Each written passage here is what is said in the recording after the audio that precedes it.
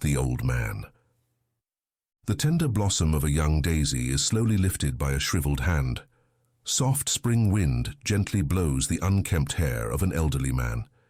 He sniffs the flower with extreme tenderness and places it in the small bouquet of spring flowers, which he barely grasps in his trembling hand. The man takes a step forward, his legs shaking. There is a slight noise behind him, and a brown squirrel climbs out of a small bush. The little animal looks at the old man, then darts toward a fallen acorn as if it were the last hope for life. The shriveled man had no strength to keep up with the fast squirrel. He smiled and trudged slowly toward the pale yellow house in the distance. Built dozens of years ago, the medium-sized house was once yellow with white window frames. Now the yellow was so bleached by the scorching sun that it was almost grey, and the former white window panes were so worn and dirty that they looked more like ivory. The old man's slow and steady steps on the old porch made various planks creak so loudly that they could wake up not only the dead, but also their long-forgotten ancestors. Here came salvation. An ancient rocking chair gifted to the once young family by the father of the bride, now the only way for the white-haired groom to enjoy fresh air on his front porch. The man sat heavily in the rocking chair, still clutching the spring bouquet. Out of habit, he turned to the left to smile at his bride, but there was no one there. No second rocking chair. No her. How many years have passed since their last "I love you forever"? Centuries? Eons? Endlessly descending eras? The man sighed deeply and stared into the distance. As far as the eye could reach, everything was painted in sharp mountains, boundless grass fields, turning rivers, and small lakes. Right in front of the old house, two giant oak trees cast a thick shade, which on the warmest days of the year provided much desired coolness. She loved those oaks so much. The bark of the right one was filled with carvings of their initials and the initials of family and friends. If anyone had asked her, she would have instantly replaced all the carved symbols in the wood with simple horizontal lines, measuring the growth of a child. This was the one thing in the entire universe that he failed to give her. A child. Sadness appeared in the old man's eyes, but he stopped himself. She wouldn't want him to cry. Life goes on, she always said. With us or without us, the earth will continue to spin. If we cannot leave a generation, we will leave these oaks. They will be our heritage. When we are long gone and turned into dust, forgotten by the silent lips of history, they will still be standing. Something rustled from behind the left tree. The man didn't even look. He waited a few seconds and softly said, "Come out, it's okay. Why are you hiding from me? Come, sit." Behind the dark bark of the centuries-old oak, a huge hairy foot reached out, with claws as long as kitchen knives. A giant, hellish creature began to walk towards the old man. There was nothing earthly about this beast. Its huge head, studded with dozens of spikes, could barely hold itself upright. The twisted mouth, with a lower lip hanging down to the middle of the chest, emitted a foul-smelling dark brown liquid that left burnt marks on contact with the ground. Thousands of bloody chains erupting from its back were dangling behind it.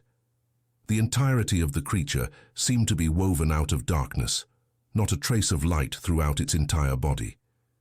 His huge, tarry eyes reflected not the world around it, but the last moments of dying galaxies. The monster took a few heavy steps and stopped in front of the porch, where the old man was swaying meekly in his rocking chair. The old-timer smiled and nodded his head slightly. The unearthly creature fell to its knees in an instant, bowed its head, and spoke.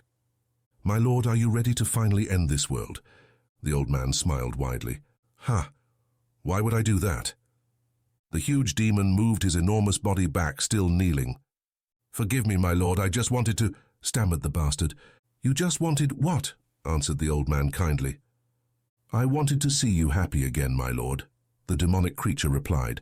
The man smiled, took a deep breath, and gazed at the idyllic silence of the infinity before him. He was quiet for a while, coughed slightly, and spoke. "This world does not need an end, my son. I did what I could. I gave people eyes and empty souls so that they could fill them with hatred, disdain, and bile. I split their souls in twain so they could search for their lost eternal mate. But to be honest, I didn't realize this planet was too tiny, and sometimes they found each other. I created the small, everyday, boring rut to separate them from the ones they found. I helped them along the way by gifting those couples with temptation, infidelity, materialism, and selfishness. They took all this and turned it into a religion. I instilled in their minds separation, self-hatred, and endless amounts of envy. I hid their white bones in different shades of skin so they could hate each other even more. I drained their hearts of blood and filled them with false ideals of beauty, and they made a religion of it as well. I put fear in their minds, fear of peace and unity. I made them bloodthirsty, hysterical, and neurotic, and they began to normalize the abnormal. Hundreds of diseases I sent them so that their bodies could rot slowly and painfully. I even split the nucleus of the atom, hoping it would all be over in an instant. I sowed the seed of hatred in every new soul. The man went silent for a moment and wiped a tear from his eye, just like she suggested. "Holy Mother, I bow before your sacred memory." The demon frantically started bowing and began to kiss the rotten dirt beneath it. The widower shot the monster a searing glare. "This world doesn't need to end, my son. This world needs time, her greatest creation. For humans, she made it rush forward. At a certain age, they realize that time is limited for them and frantically start living, but forget that they no longer have time to live. Time is given to them once. They say they appreciate it, and some of them may truly do, but her genius doesn't forgive those either. Quietly, the last grains of the hourglass creep in and their rotten little souls go into oblivion. Time is needed, my son. A quick and painless end is salvation for them. Time will eventually make everything disappear, mountains will be born, continents will merge, galaxies be born anew. Just give them time. All the hustle and bustle of life will disappear, and in the end only time will remain, just as she created it. Time ticks mercilessly for everything and everyone, except me. She spared only me." The man stopped and sobbed.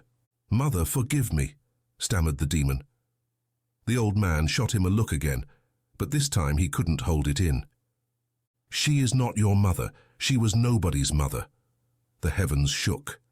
In an instant, every blade of grass, every berry, every tree trunk, every drop of water evaporated. The old man's voice echoed to the core of the earth and back.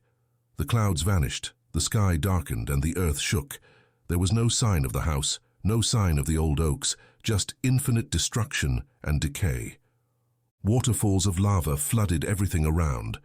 Dark shadows roamed the endless infernal landscape.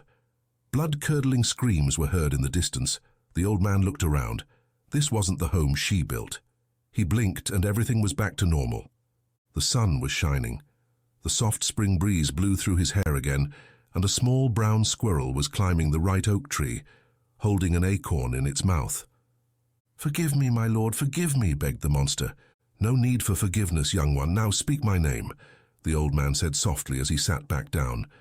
"But, my lord," the infernal beast shuddered. "My name," the old man narrowed his eyes. Ada, Adam."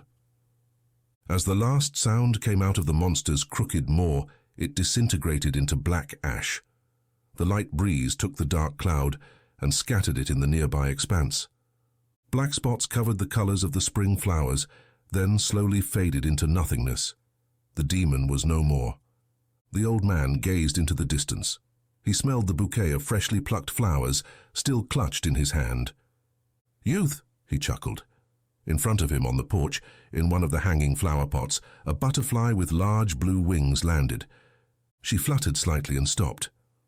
The old man stood up slowly, reached out, and gently stroked one of the butterfly's wings. "Gorgeous. Such a beautiful creature," he exclaimed quietly, so as not to frighten the insect. The man bent down and placed the small bouquet in a glass bottle located right next to the rocking chair. A golden letter L adorned the old vessel. "These are your favorites, my dear, I love you." He smiled and slowly went inside the once yellow house. The end.